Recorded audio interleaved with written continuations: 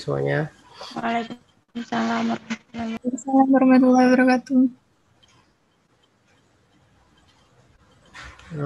Materi hari ini sebenarnya untuk pertengahan semester kemarin ya, uji asumsi klasik. Saya tumpuk aja di sini di pertemuan ini. Semuanya. Jadi dari mulai uji heterostaktisitas, ada uji multikolinearitas, ada uji normalitas.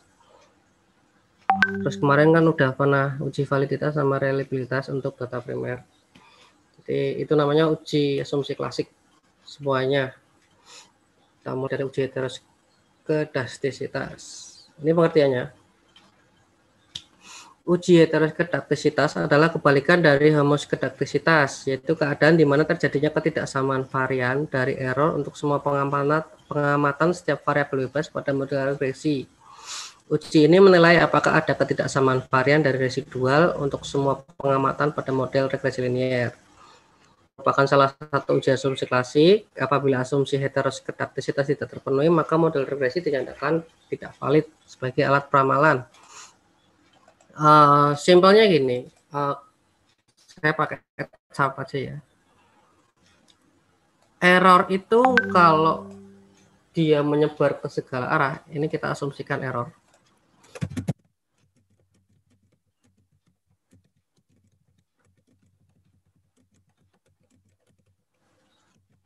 Ini 0 ini error.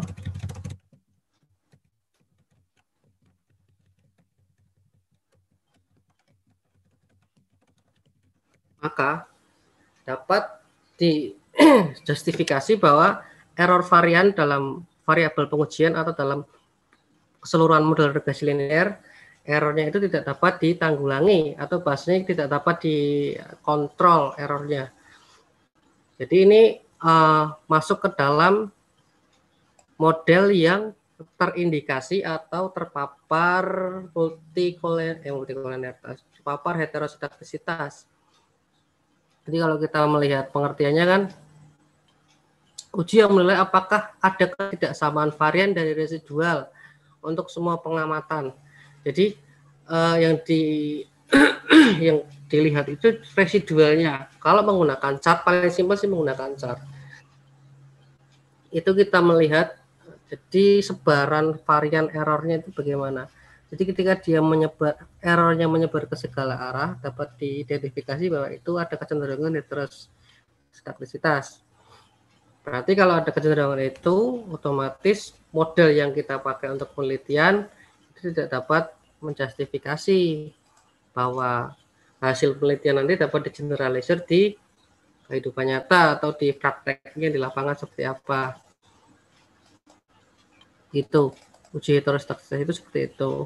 Terus salah satu uji yang digunakan itu ada uji Glasser, dilakukan dengan cara meregresikan absolut residual dengan variabel independen. Residual itu error ya. Model dinyatakan tidak terjadi heteroskaktisitas apabila nilai probabilitas uji lebih besar dari taraf signifikasi 5%. Dalam uji Glasser, taraf signifikasi yang digunakan itu taraf minimal, yaitu 5%, atau 0,05. Nomor gue dari 2016. Jadi seperti itu. Kalau bagaimana dengan data yang tidak teridentifikasi, berarti kalau saya contohkan simpelnya itu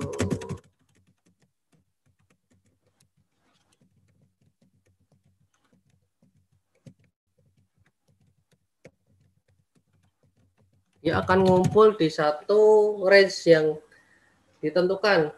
Range-nya seperti apa? Range-nya itu kita menggunakan teorinya salah satu aja. Kalau misal datanya itu data besar, itu range-nya itu negatif 258 sampai dengan positif 258. Ini menurut Phil 2010. Kalau datanya kecil, di bawah 200 atau di bawah 100, itu range-nya sebenarnya 1,98. Dari negatif 1,98 sampai dengan positif 98. Range-nya seperti itu. Jadi dia harus ada di chartnya itu, dia harus ada berada di situ errornya. Kalau dalam data pasti ada yang namanya outlier. Jadi yang dihitung itu mayoritas sebaran errornya. kalau kita nanti kita praktik SPSS, itu akan kelihatan ada beberapa yang tetap dia keluar jalur. Itu namanya outliers. Outliers itu selama dia tidak banyak atau proporsinya itu kurang dari 90% itu nggak masalah. Jadi nggak perlu dihapus. Jadi kalau misal dan menghapus outlier itu nanti otomatis akan mempengaruhi jumlah sampelnya. Karena outlier itu nanti orientasinya ke jumlah sampel. Jadi misal data primer kita sebar, itu pasti ada salah satu responden yang menjawab ngawur. Itu nanti dia akan otomatis masuk ke outlier. Misal dia menjawab semua 5 di blok semua, atau dia menjawab semua 1, itu otomatis akan masuk outlier. Itu ketika dia masuk, jadi banyak, nanti akan mengaruh ke heterostatistitasnya, dia akan menyebar errornya ketika yang outliernya banyak itu.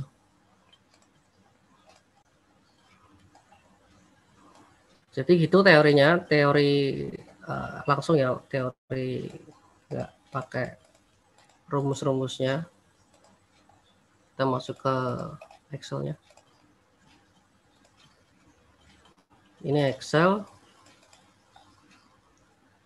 Ini saya pakai Excel dulu, nanti setelah Excel kita ganti ke SPSS.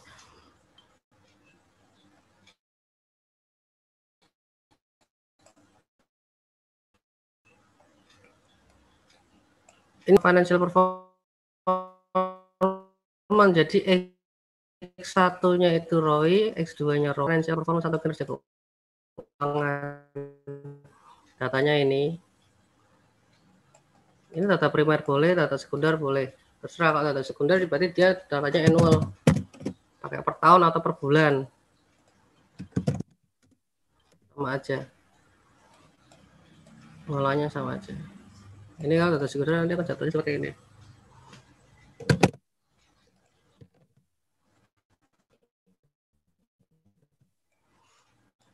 Jadi X1-nya ROI, X2-nya ROA, kalau uji Glaser pakai Excel.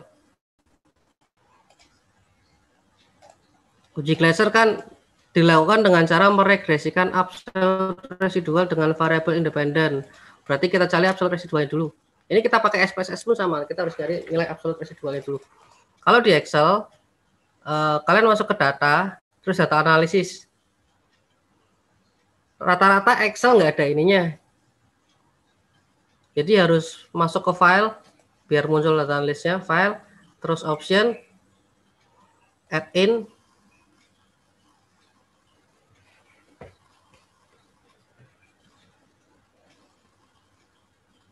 bentar muter-muter, maklum laptop tentang.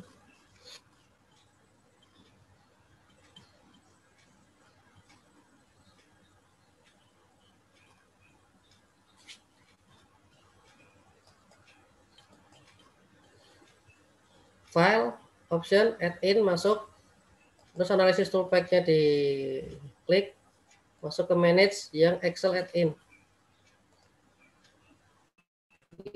Ini terus di go.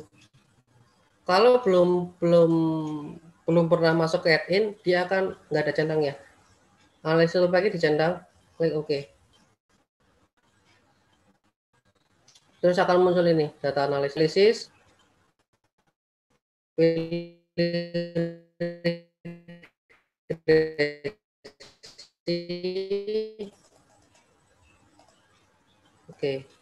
Kalau kita masuk ke teorinya tadi kan dengan uji Glaser dilakukan absolute residual. Nah, karena absolute residualnya belum ketemu, kita cari dulu.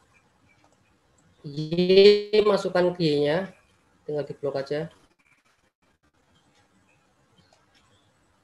Terus X-nya juga dimasukkan X-nya. Jadi X-nya semua dari C4 sampai ke D28. Confidence levelnya 95%. Terus nilai centang residualnya. Tinggal dimasukkan Y-nya, masukin X-nya. Ini kalau mau diganti confidence levelnya lewat sini. Kalau misalnya nanti mau regresi pakai confidence level 0,01, itu pakai 99%. Atau kalau uji Glaser kan pakainya residual confidence levelnya itu 95% atau 0,05. Residualnya centang, oke. Jangan ngeranai sendiri. akan muncul sheet sendiri. Sebenarnya sih bisa dimasukkan ke sheet yang sama, cuman nanti delete-nya lebih susah. Ini udah ketemu residualnya.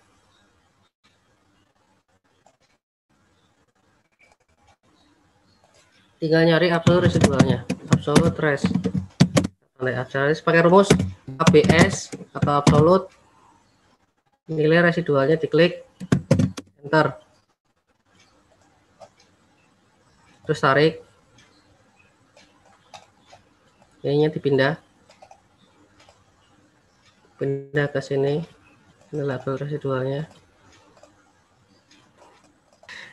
Uji Glaser dilakukan dengan cara meregresikan absolute residual dengan variabel independen.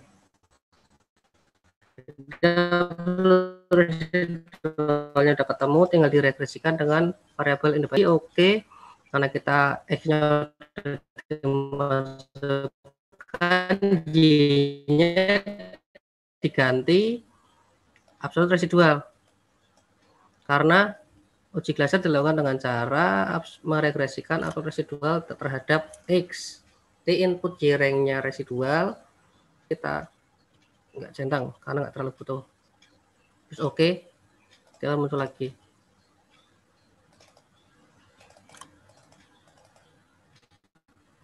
Terus copy,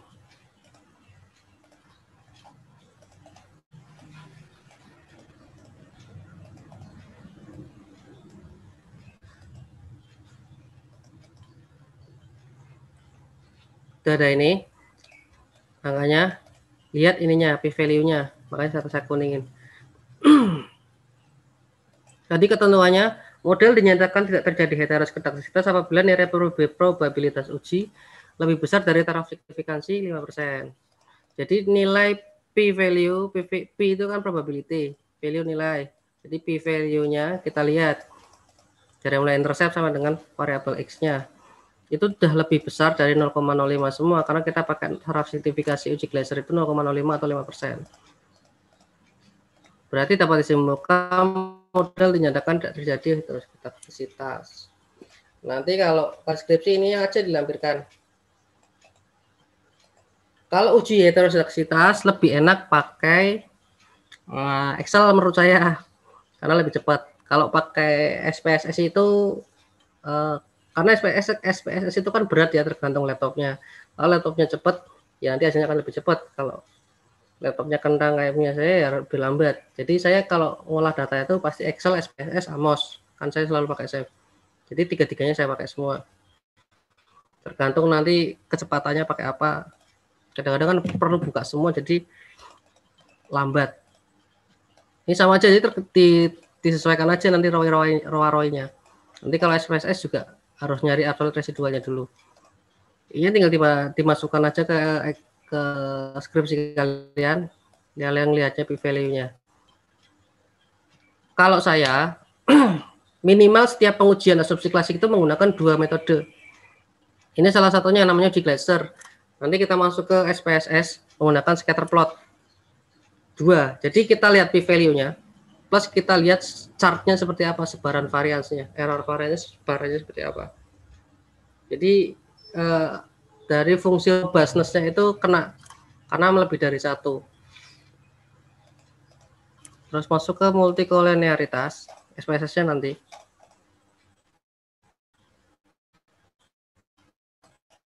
Masuk ke teorinya dulu.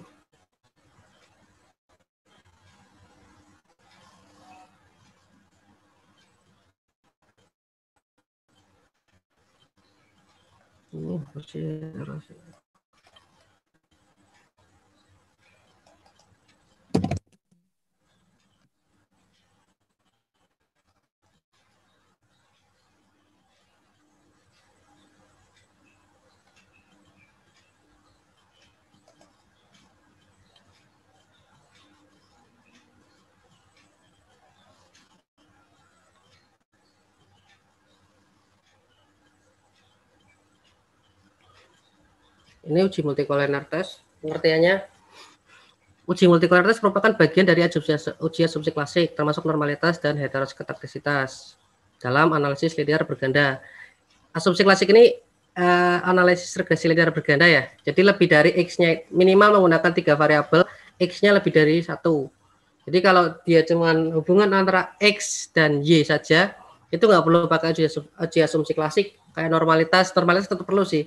Cuma nanti bukan heterosketaktisitas lagi, cuman pakainya homokedastisitas. Jadi nggak pakai hetero, pakainya yang homo. Cuman jarang dipakai kalau untuk skripsi, karena skripsi minimal regresinya multiple regresi atau regresi berganda. Ini uji multikolaritas tujuannya untuk menguji apakah model regresi ditemukan adanya korelasi atau hubungan kuat antara variabel bebas atau variabel independen. Model regresi yang baik seharusnya tidak terjadi korelasi di antara variabel bebas atau tidak terjadi dalam multikolinearitas. Jadi asumsinya seperti uji multikolinearitas itu untuk menjustifikasi bahwa model kita itu layak untuk diteliti. Karena secara logika, saya pakai logika gampang aja ya. Ketika isu kalian ambil untuk penelitian, ketika dia sudah korelasi antar variabel sudah kuat, berarti nggak perlu dilakukan penelitian lagi. Makanya model yang bagus itu korelasinya tidak lebih dari 0,80 atau 0,8. Ketika kalian korelasikan setiap variabelnya, itu hasilnya tidak lebih dari 0,8. Atau menggunakan nilai toleransi dan VIF. VIF itu variance inversion factor. Jadi tujuannya seperti itu. Uji multikolinearitas itu untuk menjustifikasi bahwa model kalian itu memang layak diteliti karena tidak terjadi gejala multikolinearitas. Ketika korelasi model penelitian kalian sudah tinggi, secara asumsi kalian tidak perlu lagi melakukan penelitian itu. Gitu. Misal contohnya ketika kalian melakukan penelitian di daerah Yogyakarta, kalian lempar kuesioner, dapat data, ternyata korelasinya sudah tinggi, jadi nggak perlu lagi dilakukan penelitian. Karena ketika penelitian itu sebenarnya itu ngaruh nanti di desain penelitian nanti di mata kuliah Metopen, bukan di sini ya. Jadi kalian melakukan bentuk desain penelitiannya seperti apa, terus ambil datanya dicek uji normalitasnya seperti apa, itu terdistribusi normal atau enggak. Kalau terdistribusi normal, kalian teruskan ke uji multikolinearitas. Nah, baru ke uji heterosketaksitas dulu, ngecek errornya, terus baru ke uji multikolinearitas. Nah, uji multikolinearitas ini sangat menentukan apakah penelitian ini boleh dilanjutkan untuk regresi atau enggak.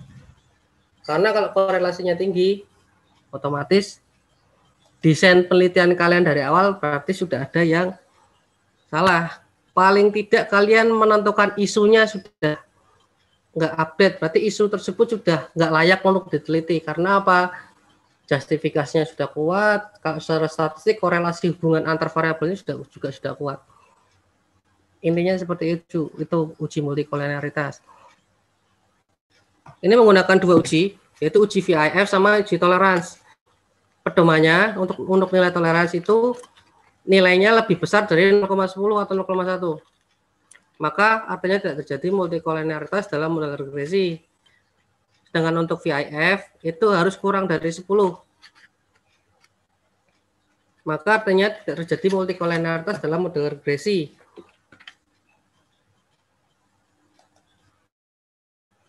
Masuk ke Excel lagi.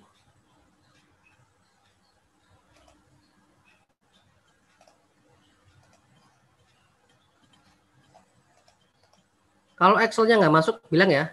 Saya kalau nggak ada yang menanggapi, saya lanjut terus. Nah, ini datanya masih sama. Modalnya X1-nya ROI, X2-nya ROA, Y-nya financial performance. Kita coba uji multikol pakai data ini. Menggunakan VIF sama tolerance. Error.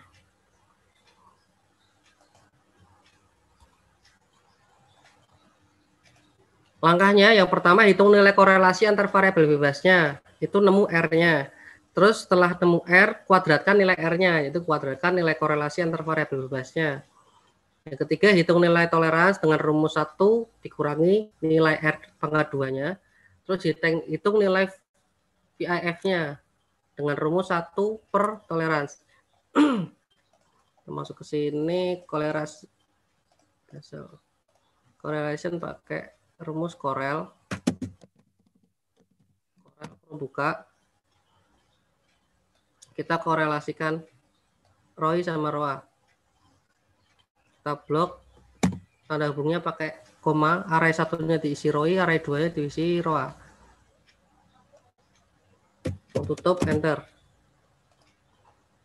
Ini nilai korelasinya di bawah 0,8. Kenapa saya tadi bilang kan harus di bawah 0,8.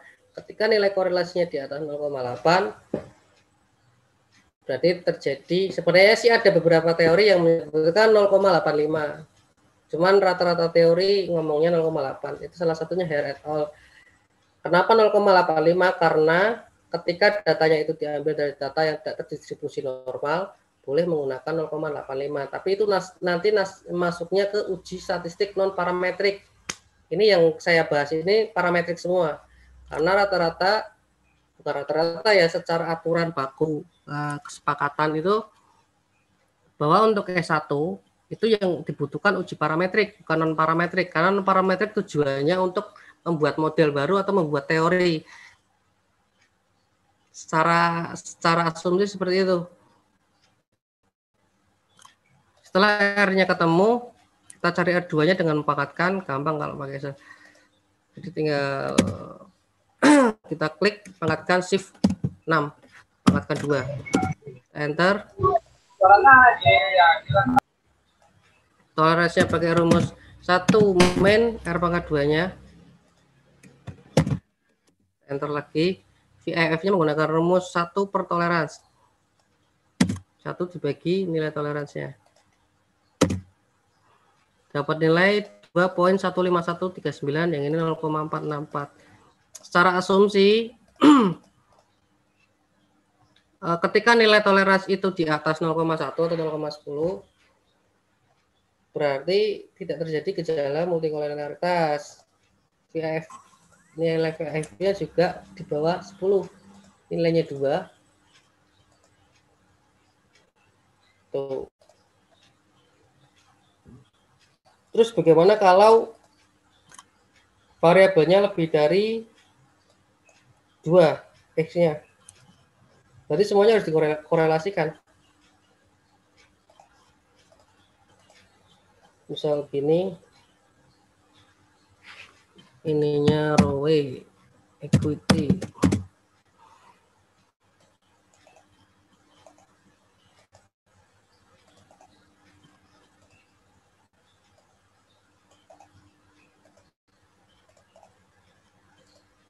Misal ini, kalian harus masuk ke regresi. Kalau ini harus masuk ke data analisis biar enak, nggak pakai rumus ini. Kalau pakai rumus ini, kalian harus mengkorelasikan satu-satu. Jadi korelasi antara X1 ke X2, X1 ke X3, X2 ke X3. Itu hubungannya itu ya, garisnya 2 panah ya. Jadi dia berbalik garisnya menggunakan 2 panah. Jadi berhubungannya simultan, korelasi simultan. Kalian harus masuk ke sini data analisis, terus di sini milih yang Corel. Correlation oke. Input rank di blok aja. Gini. Ini output rank ditaruh sini aja. Gini. Ini nilai korelasinya. Jadi kolom 1 ke kolom 2, sorry, ininya berarti harus oke.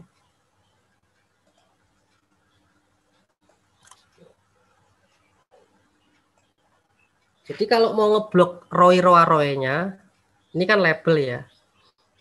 Kita masukkan labelnya di centang, label inverse row. Kita oke. Right, oke. Dia akan keluar ROI ke ROI kan 1 otomatis. Jadi ROI ke ROA 07318. ROI ke ROE ini, ROA ke ROE ini. Ini karena datanya ngawur, jadi otomatis korelasinya tinggi. ROI ke ROE ini 0,87. ROA ke ROE ini 0,84. Jadi nanti nilai-nilai ini tinggal dipangkatkan aja, terus tinggal dimasukkan rumusnya. Kalau R2-nya udah masuk, dirumuskan nilai rumusnya satu-satu. Kita praktek aja. Berarti ini dibangkitkan 2. Ini dibangkitkan 2. Ini dibangkitkan 2. Tapi lebih ribet kalau pakai Excel. Yang untuk yang multi call ini ya. Makanya kalau saya pasti ada yang pakai Excel, ada yang pakai SPSS. Tapi kalau laptop kalian laptop gaming atau komputernya komputer kuat ya nggak masalah sih. Saya kan laptopnya laptop kentang, jadi ya menyesuaikan aja. Kalau udah dikuadratkan tinggal dimasukin rumusnya aja.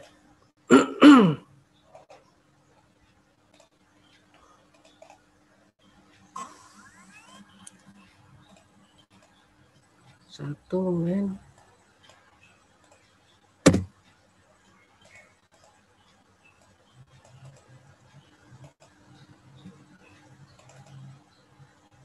Ini row. Ini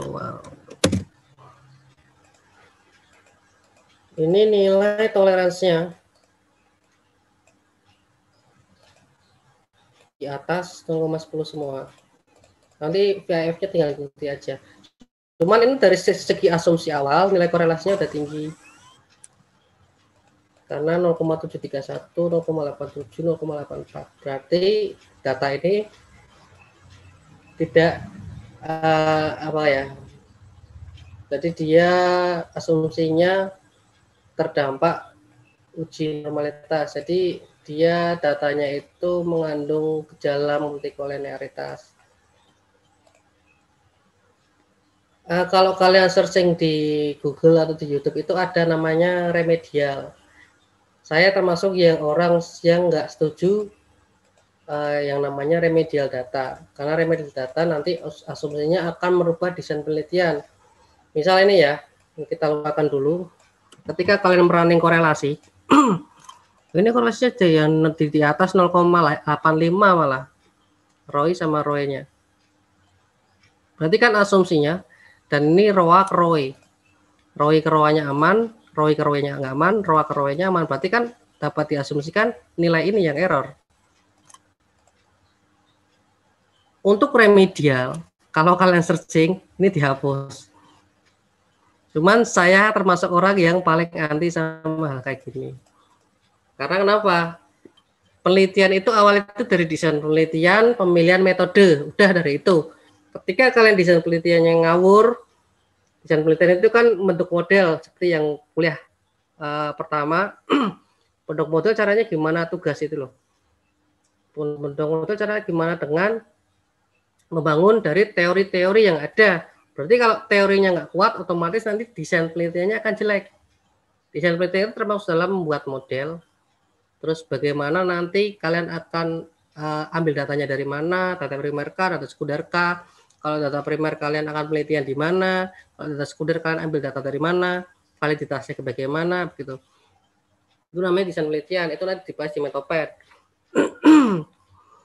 Itu namanya desain penelitian. Jadi ketika kalian menghapus satu variabel ya, itu otomatis desain penelitian kalian berubah, teorinya berubah. Makanya saya termasuk orang yang nggak suka kayak gitu-gitu. Tapi rata-rata mahasiswa pakai, karena yang penting nggak cepet lulus skripsi itu. Kalau pembimbingnya saya ya otomatis akan saya larang. Mending kalian modelnya nggak terlalu rumit, tapi dari awal kalian nggak utak-utik data.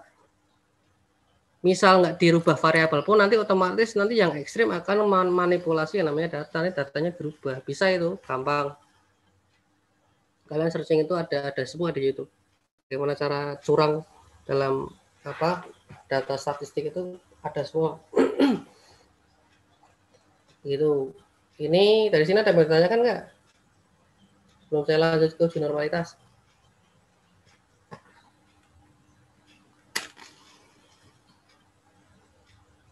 Sementara belum, Mbak.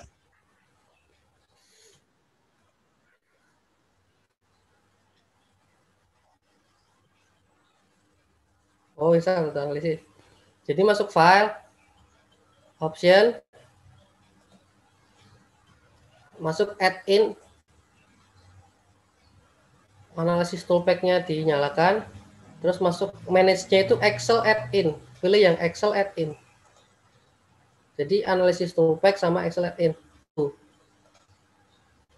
Kalau belum ada data analisnya, belum terinstall, kalian centang analisis toolpack. Kalian oke. Dia akan muncul di data analisis ini ada nih.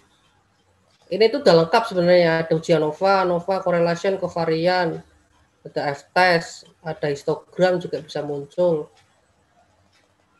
Excel itu sebenarnya udah lengkap. Di tes cuman memang nggak sesimpel SPSS, views, data, nggak sesimpel itu. Kalau SPSS karena data terus masuk udah masuk ke komennya, sama Stata juga. Kalau komennya Stata kan dia manual, kalau tinggal pilih. Lebih enak SPSS sebenarnya. Cuman kalau laptop kalian kentang ya saya sarankan pakai Excel. Kalau SPSS itu berat. Ada lagi nggak? Kalau nggak saya lanjut uji normalitas.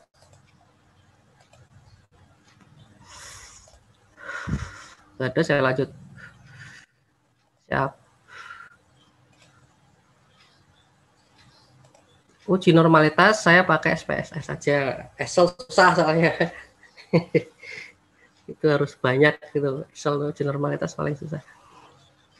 SPSS ya udah masuk ya.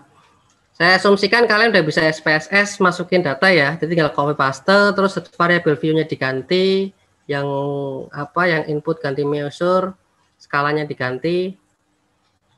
Udah ya, saya asumsikan kalian udah bisa.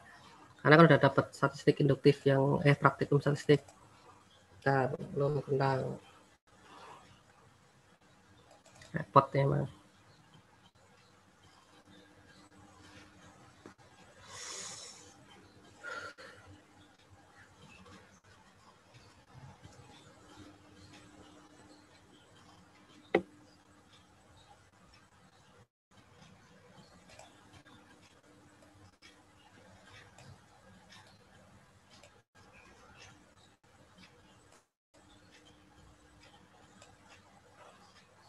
Data ini saya menggunakan 5 variabel.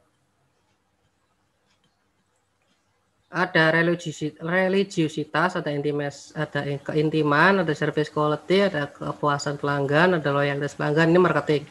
Nah, saya sebenarnya marketing basicnya, marketing sama strategic manajemen. Ini datanya data primer. Cuman tetap harus ditotal. Jadi harus sebenarnya ini religiusitas di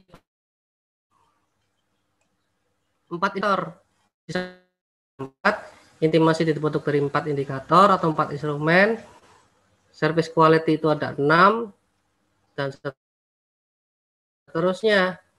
Tinggal di total aja, di total pakai Excel boleh, di total pakai SPSS boleh. Kalau pakai SPSS ke transform, nanti ke transform yang paling atas. Tapi lebih enak pakai Excel, pakai sum, tinggal tarik terus di copy ke sini lebih enak. Tinggal ganti aja variable view-nya. Kalau udah di total, saya ke heterostaksitas dulu. Uji normalitas dulu deh. Uji normalitas dulu ya. Uji normalitas itu masuk analyze, deskriptif,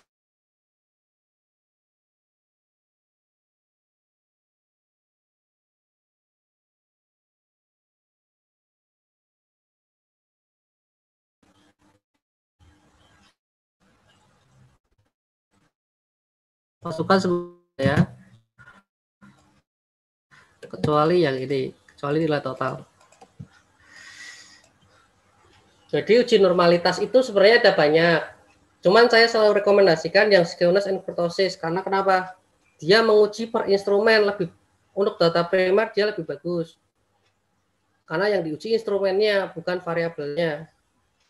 Ya, yang diuji instrumennya. Jadi ini yang dimasukkan nilai instrumennya.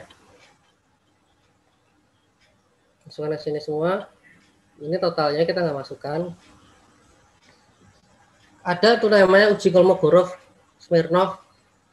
Uji macam-macam, ada Sperman juga, ada uji normalitas Sperman, ada Kolmogorov, Smirnov. Kalau yang non parametrik itu kalau mau Grosvenor, ya parametrik ada Sparman.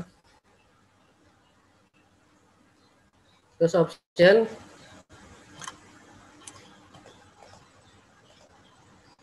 cetak semua, biar muncul semua analisis deskriptifnya. Portosis centang, sequence centang. Continue. Oke. Ntar tunggu dulu outputnya.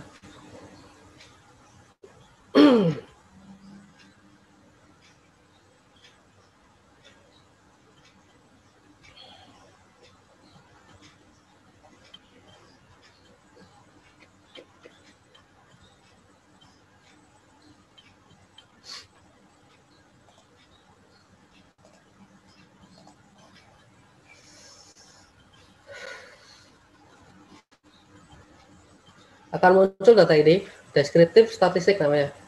Ini di sini udah ada semua, N statistiknya, ini sampelnya 308 punya saya. Menggunakan skala Likert 1 sampai 5, otomatis range statistiknya 4.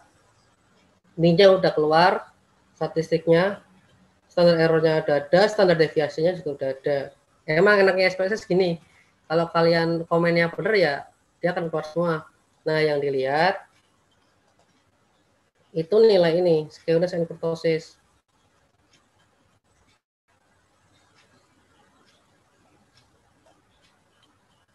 Dan melihatnya hanya nilai statistiknya aja, standar errornya nggak usah. Karena ciri statistik parametrik itu yang dilihat nilai statistiknya. Jadi dia standardized. Kalau statistik non parametrik yang dilihat standar errornya atau unstandardized. Jadi kita lihat statistiknya. Kalau kita lihat range-nya kan di min 2,58 sampai dengan positif 258.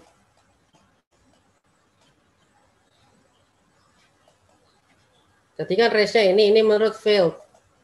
Kalau menurut George and Mallory itu digeneralisir sama dia 1,98 sampai dengan positif 198, cuman dibulatkan jadi positif 2 sampai dengan positif minus 2 sampai dengan positif 2. Itu menurut George and Mallory. Jadi kita lihat aja nilainya. Kalau kita lihat dari sini nilai kalau pakai George and Mallory ada RLG 3 sampai RLG 4 yang error. Dinilai skewness-nya ini sama kurtosisnya. Terus bagaimana kalau seperti ini? Kita pakai yang ini aja berarti 2,58 sampai yang 2,58 karena menurut Field ini boleh digunakan ketika sampelnya besar lebih dari 200. Kan ini saya 308 termasuk ke dalam sampel besar. Sampel besar itu di atas 200. Ada yang bilang di atas 300. Berarti ini semua asumsi sudah terpenuhi.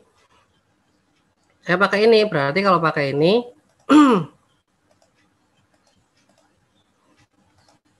hanya RLG 3 aja yang error.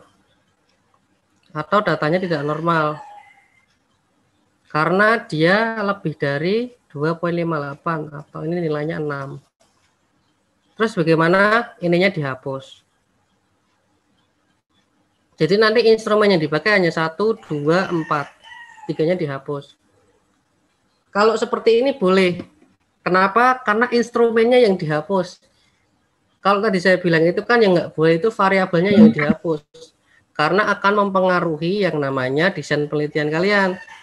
Kalau desain penelitian itu kan kalian buat model. Kalau ini kan X-nya 4, Y-nya 1. Ini sebenarnya nggak gini sih modelnya, tapi nggak masalah lain buat contoh aja. Di sini RLG, religiositas, yang error kan RLG. Di sini loyalitas. Kalau kalian ngapus instrumen yang dihapus di sebelah sini, bukan ininya yang kalian ilangin. Kalau data sekunder itu kan satu variabel satu nilai, berarti otomatis yang dihapus akan variabelnya. Dan itu nggak boleh, karena apa? Akan mempengaruhi ke atasnya. Kan itu harus berurutan. Harus bikin desain penelitian dulu, baru penelitian. Jadi ketika kalian uji normalitas, kok ternyata model kalian itu nggak beres atau nggak normal datanya, itu pilihannya cuma 2. rubah model atau menggunakan uji non parametrik. Uji non parametrik otomatis nggak disarankan hampir ke semuanya. Cuman kalau untuk merubah model ada beberapa dosen yang membolehkan, kalau saya nggak boleh jelas. Karena otomatis kalian harus penelitian ulang. Karena jumlah pertanyaan atau pernyataan yang dikasihkan ke responden akan berpengaruh. Misal logikanya gini aja, secara subjektif responden itu akan lebih mudah menjawab soal pernyataan yang lebih sedikit. Kayak kalian jawab soal ujian itu kan lebih enak yang soalnya 5. Coba dari awal secara psikologis kalian sudah dikasih soal 100, jebret 100 soal. Kalau udah jiper duluan pasti di awal, 100 soal banyak banget ini, sedangkan waktunya cuma sekian. Nah, itu akan berpengaruh di subjektivitas si responden. Itu kenapa saya nggak boleh menghapus variabel. Kalau instrumen yang dihapus nggak masalah, karena dia nggak merubah, sekali lagi ya, nggak merubah desain penelitian. Itu. Kalau kembali lagi ke sini,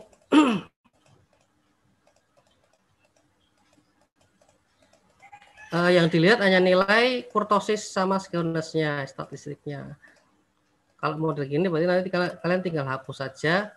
Karena kan kalau urutannya awal itu desain penelitian, buat metode, ambil data, uji pertama kali itu uji normalitas. Kalau uji normalitas hasilnya seperti ini, berarti RLG 3-nya dihapus, terus kalian lanjutkan ke uji heteroskedaktisitas. Yang di uji heteroskedaktisitasnya, kalian nggak menyantumkan RLG 3. Untuk narasi deskripsinya nanti kalian jelaskan aja, karena tidak memenuhi asumsi normalitas data menurut skewness dan kurtosis. Itu aja. Boleh menghapuskan instrumen, boleh. Karena tidak merubah model penelitian. Sampai sini ada yang ditanyakan nggak?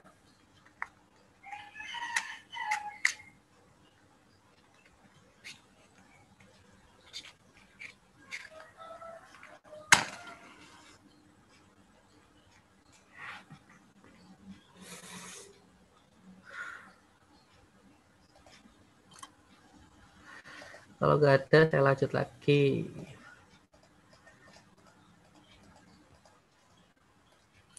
Siap. Berarti nanti kalau saya kasih tugas, harus bisa semua loh ya. Hapus-hapusin dulu.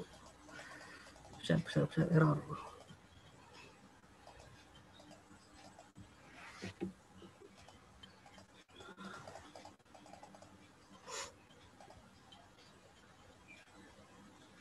Harus masuk ke sini lagi.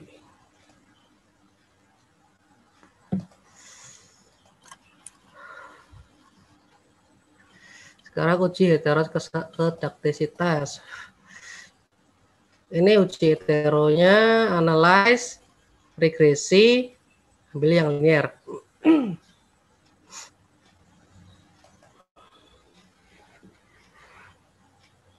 Kalau ini masukkan nilai totalnya.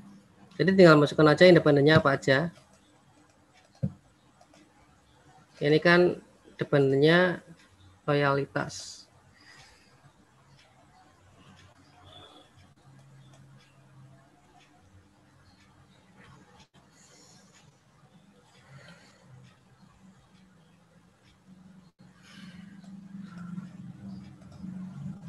Masukkan ini. Pastikan metodenya enter, tapi defaultnya enter sih. Ininya enter. Masuk ke plots, karena scatter plot. X-nya diisi zpred atau z prediction, karena nanti yang dipakai z kalau pakai rumus ya. Kalau ini kan enggak. Ini y-nya diisi sres, z prediction dan sres.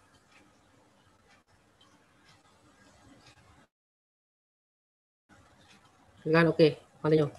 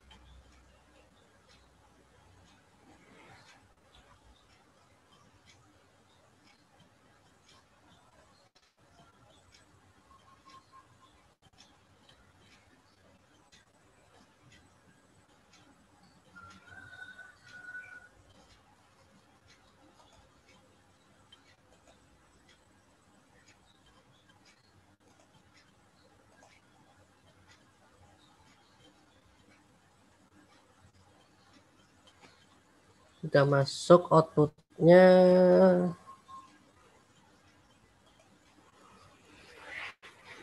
Ini uji heterosketaktisitas menggunakan scatter plot ya. Nanti pakai chart. Jadi kalau skripsi itu tadi tabel p-value-nya masukkan, chartnya ini dimasukkan. Kalau kita lihat standarnya tadi kan negatif 258 sampai positif 258. 3 itu kan di sini tengah-tengah. 258 berarti tengah-tengah antara 3. Kita garis. Sini udah lebih. Nah, ini outlier namanya. 1, 2, 3, 4, 5, 6. Dia ada 6 outlier. Berarti ada 6 responden yang jawabnya ngawur secara statistik ya. Terus bagaimana interpretasinya? Dia ngumpul nih. Dia ngumpul di sini dan garis tengahnya mencong banget.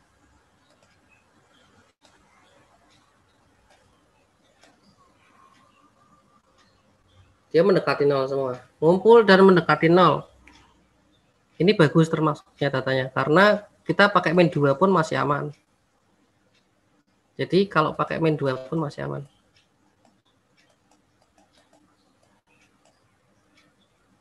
Gitu. Ini interpretasinya seperti ini. Jadi dia ngumpul di sini. Ini kalau pakai min 2 ya ini termasuk outlier.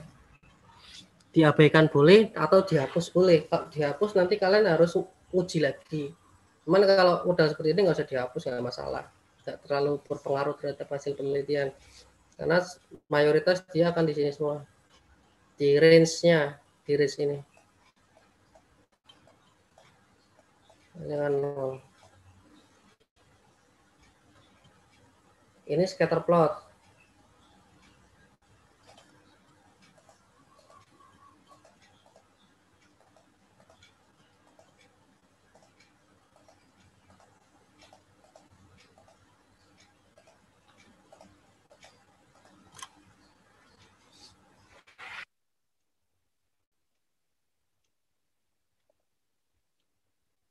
Terus masuk ke data view lagi. Terus uji multi-call menggunakan SPSS. Sama analyze, regression, linear, masukin loyalitas, ininya masukin semua. Ini katut tadi. Masukin nilai totalnya. Kalau data primer, kalau data sekunder ya variabelnya tinggal dimasukin semua data sekunder. Udah masuk statistik, covariance metriknya centang, collinearity-nya centang, model fit estimate centang.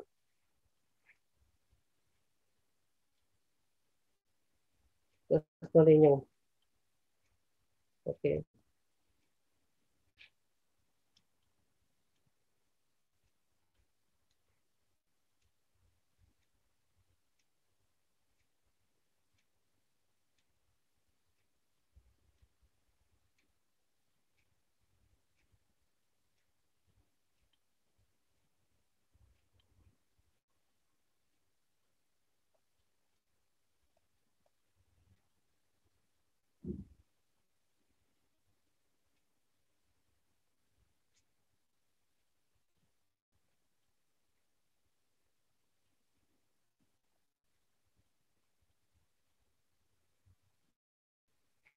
Terus kalian lihat nilai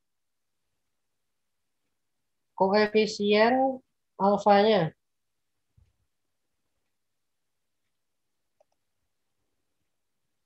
Kalian lihat tabel yang koefisien alfanya.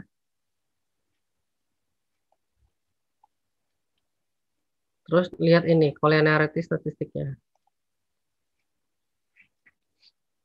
Ini kan tadi di atas 0,1. Ini di bawah 10. Jadi toleransi itu di atas 0,1, VIF di atas 10. Ini udah oke.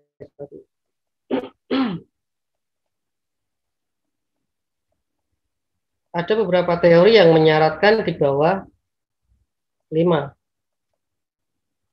dengan asumsi sampel di bawah 100. Jadi kalau sampel di bawah 100 harus di bawah 5. Ininya tetap, tapi PAF-nya harus di bawah 5. Kalau ini kan di atas 300 maksudnya, jadi pakai yang di bawah 10. Toh nilainya tetap bagus.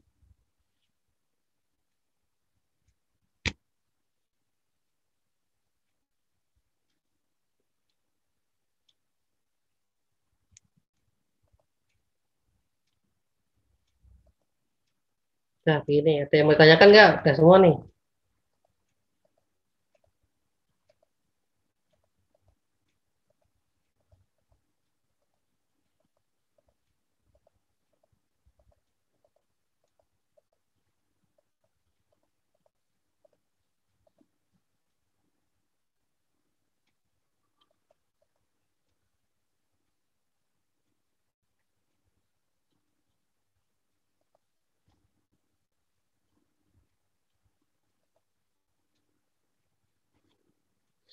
Nggak ada yang ditanyakan lagi. Kalau nggak ada berarti udah.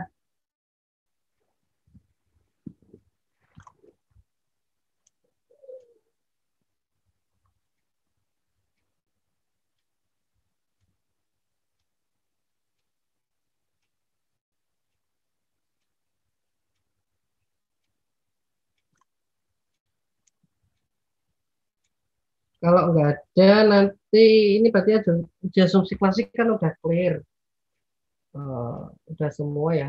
Dari mulai normalitas, uji reliabilitas validitas, ya, terus statistikas, terus ada uji multiple juga.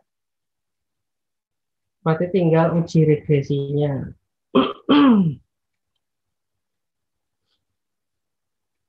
Uji regresi. Nanti berikutnya pakai Amos saja. Nanti Amos Arman yang share ya. Sebenarnya sih nanti sore ketemu Arman. Nanti sore man itu man. Nanti kamu share ke teman-teman ya. Makanya kalau saya yang share akan apa ya? Nggak etis karena yang saya share crack bukan ori. Orinya 50 juta ya mahal ya. Crack itu kan 100 ribuan. Nanti Arman yang share berikutnya kita pakai Amos. Jadi praktikum ekonometri biasanya pakai stata kalau nggak FU gitu. FU sama stata itu rata-rata dipakai untuk data sekunder. Data sekunder semua yang dipakai. Jadi saya mau beda biar kalian bisa ngolah semuanya. Jadi teorinya ada, terus bisa ngolah juga data primer maupun data sekunder. Karena kalau di tempat kerja itu justru lebih banyak data primernya. Data sekunder itu kalau kalian maksudnya ke apa namanya? Kalian cuma fokus ke finance saja sih. Finance memang banyak data sekundernya.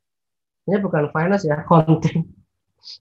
Kalau di perusahaan itu kan finance itu ngurusinnya justru nggak ke pembukuannya. Pembukuan itu maksudnya ke accounting, bukan finance.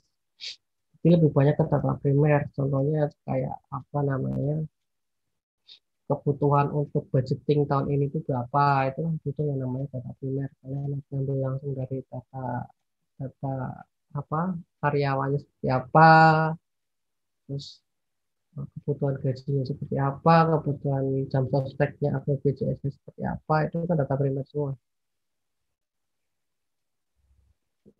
Itu jadi nanti Amos yang share, Arman yang share. Saya kasih ke Arman yang share ke kalian dan cara cara installnya. Saya ngeri man kalau kemarin kan sempat ngobrol pakai share video ya man ya. Itu kalau saya repot man namanya mahasiswa ada yang gebrek juga kan. Masukin ke YouTube atau masukin ke apa ke TikTok itu kan crack kan kalau nggak crack sih malah kalau crack itu secara etika sebenarnya nggak boleh cuman bagaimana lagi kita kan rakyat dulu rakyat jelata nggak kuat lah 50 juta udah gitu aja semoga bermanfaat semuanya kita tutup dengan bacaan hamdalah Alhamdulillahirabbil alamin. Assalamualaikum warahmatullahi wabarakatuh. Waalaikumsalam warahmatullahi wabarakatuh. warahmatullahi wabarakatuh. Pak. Makasih, Pak. Ya.